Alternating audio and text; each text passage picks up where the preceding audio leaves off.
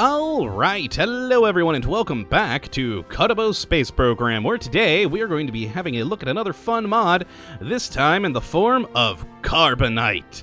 Now this is a very interesting mod, and it is being produced by Rover Dude on the forums, and what this does is it adds a new fuel source to the game, much like Kethane.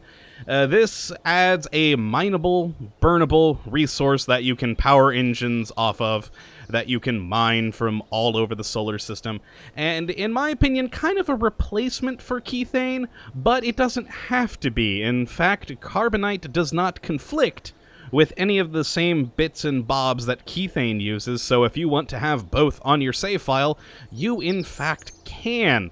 But this particular fuel source is kind of a response to the not quite so open nature of Kethane.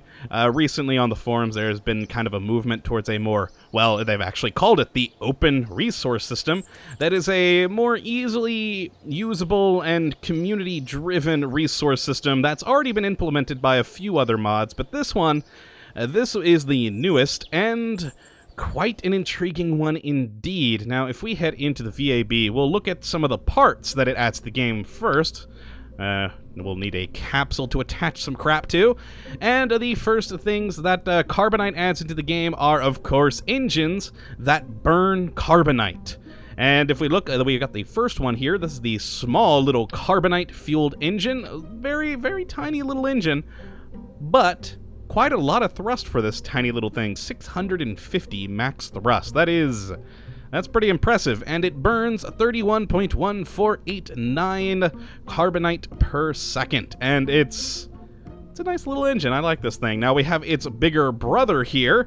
This is the larger 250 version. Burns a heck of a lot more Karbonite, but my god, look at that thrust. 3,250 max thrust. It is impressive. Now, besides just using Karbonite, you also can use some air engines in there as well. So we've got this prop fan, which is, well, a prop engine that not only uses Karbonite, but also uses air, but it uses air from its own scoop systems. And this engine in particular actually has its own built-in scoop, as you can see right there, and the scooped air amounts to 100. But there are also some Karbonite air scoops in this as well, we'll get to in a moment. Now, besides the prop engine, we also have a radial jet engine, which is fun. Similarly, it burns both Karbonite as well as scooped air.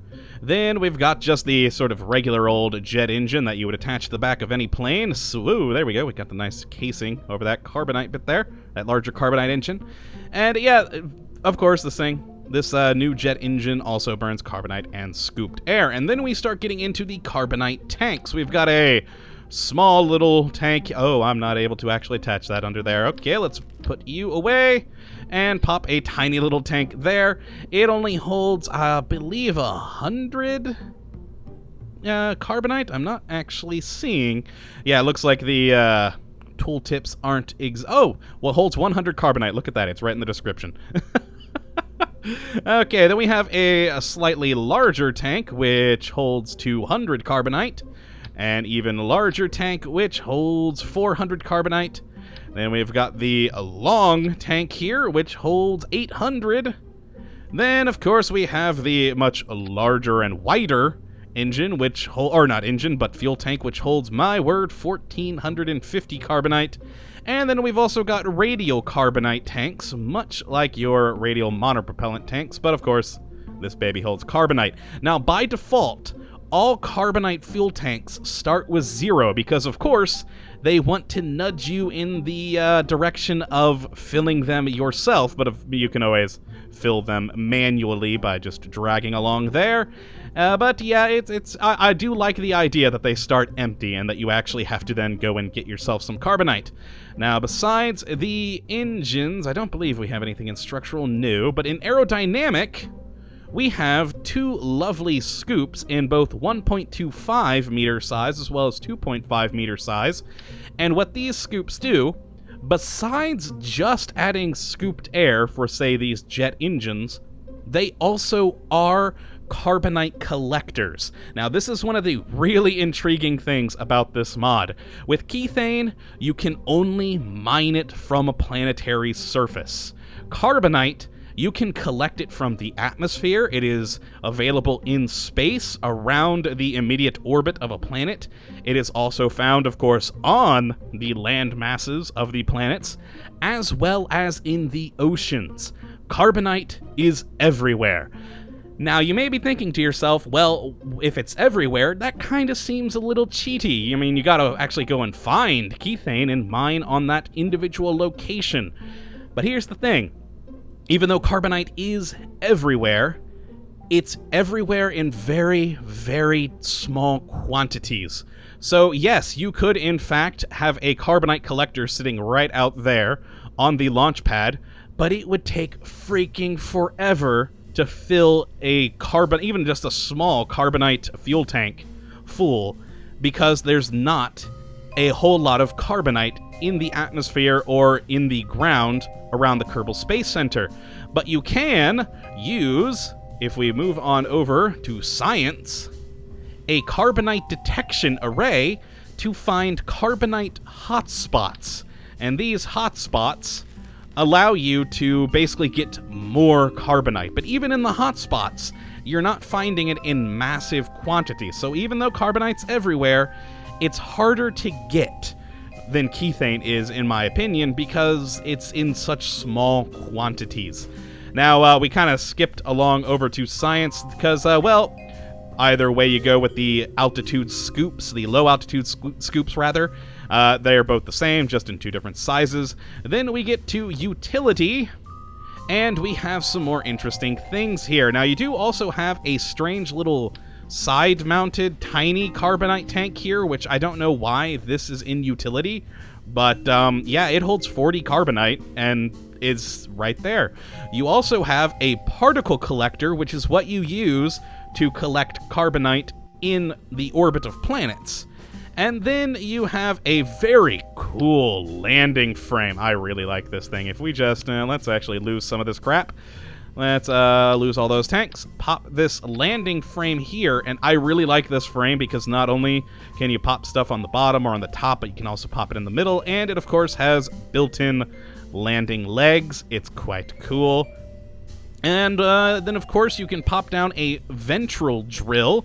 You can just put that right inside there, and that baby will drill down into the planet to get the Kethane buried within. You also have a radial Carbonite drill, which is... Ooh, there we go. That's where it wants to cooperate. Let's see if we can actually deploy that thing. We can. Ah, look at that beautiful smooth animation, and look at it go, drilling away. Now this one, similar thing, except it kind of folds out and then drills down. But either way, these two will drill into the planet to mine that wonderful, wonderful Carbonite. And I'm now wondering if I've said Kethane a few times when I shouldn't have. Oh well, moving forward. Now besides these, and of course, like I said, we have the engines and fuel tanks that hold and burn Carbonite. But what if you have, say, some atomic rocket motors that you want to refuel in a far-off planet? Over in utility... Oh, no, yeah, there we go. We have the Carbonite converter, and what this does is it uses 1.5 electrical charge, 1 unit of Carbonite, and it will produce oxidizer and liquid fuel. So you can actually refill your regular rockets by using Kethane in one of these converters. Now, you also have these distillers, and the distiller comes in either a 1.25 meter size or a 2.5 meter size. And what the distiller does is it does the same thing as the converter, but it takes electrical charge and Carbonite, and it outputs Carbonite and monopropellant or Carbonite and xenon gas. So you can even refuel your probes or your RCS vehicle systems using Carbonite as well. And the distillers output a little bit of the Carbonite, so you don't lose that entire 1 unit of Carbonite. You get 0.8 of it back, and then you get some monopropellant as well, so you can put a distiller and then a converter, so it'll go through the distiller first to make any monopropellant you may need, and then the converter to make it into liquid fuel and oxidizer. Fun, good times. Now, we're going to load up the Karbonite lander that I built earlier, and it's kind of an ugly looking thing, but it works. It's very functional. We're going to go out to the Launchpad, and I'm going to explain a bit more how the Karbonite works. Now, if you remember, like I said, Karbonite is everywhere, and if we actually turn on the Karbonite hotspots, there are no Karbonite hotspots near the Kerbal Space Center. You would be able to see them, as you will probably notice when we go to the map mode. And there we go. There is a hotspot right over there in the mountains. We got that nice little orange ball, and the closer you get to that hotspot, the more Karbonite you will start to mine until you're dead center on that thing if you have the skills to get to it, and then you will be good to go and be getting quite a bit of Karbonite, but still not massive quantities of it like you can with certain large Kethane deposits. Ooh, I did not mean to exit. Let's just go back from the map, and if we click on this here, we'll see that Karbonite is right now in 85.6 parts per million in abundance where we are currently sitting. And if we deploy our drill, there we go, just let it extend itself into the launch pad, we can start extracting, and it is using 2.5 megawatts, and it is only getting 3.08 per hour of Karbonite here. And you can see it is starting to fill up this Karbonite tank we have, which we then could put through this distiller. We could either make monopropellant or xenon gas. And actually, I think my monopropellant is empty, so let's start making that. And there you go. You can see we are starting to get monopropellant, and of course, since that is a very small tank of it, it's going to take a while. And it doesn't get much Karbonite very quickly, and it uses a fair amount of power. I don't actually know if I have... Actually, my power usage is pretty stable. I've got a whole lot of the little nuclear reactors here. These wonderful little radioisotope thermoelectric generators. And it's producing monopropellant and getting us... Oh my, that is going to take a while to get all the monopropellant to actually fill that up. But that's because, like I said, we don't have much Kethane, or not Kethane, Karbonite. Oh my, I knew that was going to happen during this video. We don't have much Karbonite in this area. Now, if we go back to the Space Center and head on over to the tracking station, I have parked one of these landers close to one of these hotspots. Now, if we just go to that, hopefully it doesn't freak out. I had it freak out on me earlier. Ah, we're safe. Thank you. And as you can see, since the Karbonite detector is active, there is a hotspot over there. And actually, if we zoom out, we are inside of a hotspot. Oh, there's the orange ball, but we aren't close to the center. Our craft is about there.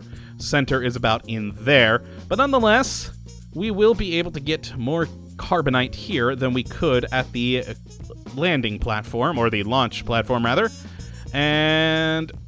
oh, wow, the abundance here is 0.22%. Oh, display the hotspots. And let's pop down this drill and start extracting Kethane. And you can see here, we're getting 78.192 per hour, whereas before, oh, and look how quickly that thing is filling up. We were getting, what, 8 point something? Now we're getting 70 odd something per hour of Karbonite.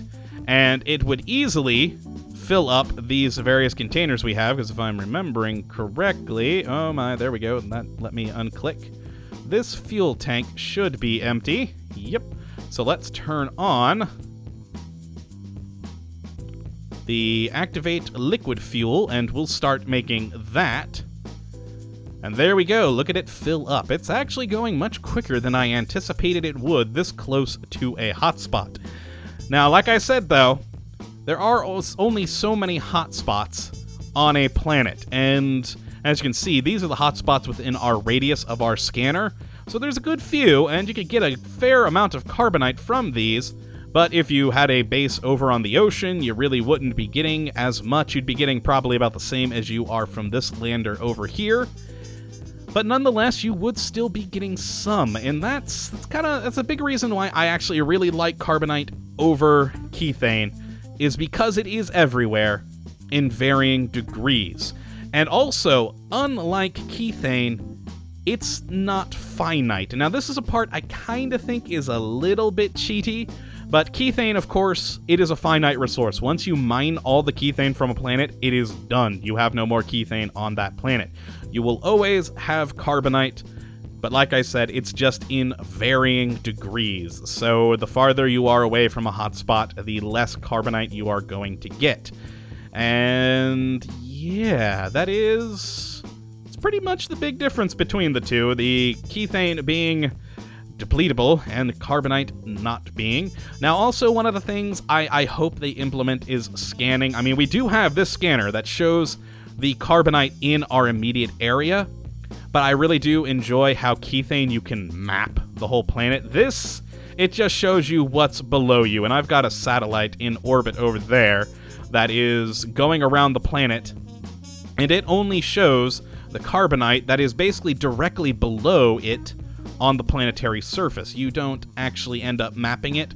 Now, you can get the ScanSat mod, and I believe it does remember where the hotspots are, like it does with any other sort of thing that it records from its ScanSat satellites, so that is quite cool. But in the base mod, you just have to look at your scanner, see what's nearby, and try and get to it. But again, like I said, it's not just on the surface of planets, it's also in the atmosphere, in the oceans, it's also in space. It's freaking everywhere. Though in space, it is just within like the orbit of the body that you're around. It's not like in deep space. That would be, I think, a bit too cheaty because you just put one of those particle scoops on the front of your interplanetary craft and just let it go. But yeah, I am really enjoying this mod. I think it's cool that it adds another fun resource. And of course, like I said, it is using the open resource system that I'm hoping to see used a lot more. Right now, it's only used by a couple of mods, and it's quite a cool system. And I can't wait to see what other resources people add into the game to basically do varying things. And oh my, we kind of went through some stuff there. Let's actually switch this baby over to Oxidizer now. And yeah, you can only have one going at a time, of course. And yeah, it's quite cool. I do find a few bits of Carbonite to be a little bit cheaty, but it is also, I think, really cool. I like that it's everywhere, but in small amounts. I don't like how it can be used basically to create anything. I mean, we can create from one single Carbonite resource, you can create liquid fuel, oxidizer, monopropellant, xenon gas, or just power your Carbonite engines on their own. I wish there was a bit more diversity to it, like maybe different types or different types of deposits of Carbonite. Maybe I don't know how you'd exactly do it, but nonetheless, it is fun. I am definitely enjoying it. It is a cool mod. I would definitely say to go and check it out for yourself, especially if you do love resource systems in the game. And it is actually built in with costs, so if you are doing a career mode game, these will cost money to attach to your ships, so you aren't just popping them on for free. I like it, it's cool, and enjoyable. So yes, if you would like to check it out for yourself, link as always will be in the description. And once again, this has been the Karbonite mod by Rover Dude on the forums. And yeah, I hope you have enjoyed, and of course that you come back for the next. But until then, thank you for watching, my friends, and as always, have a good one.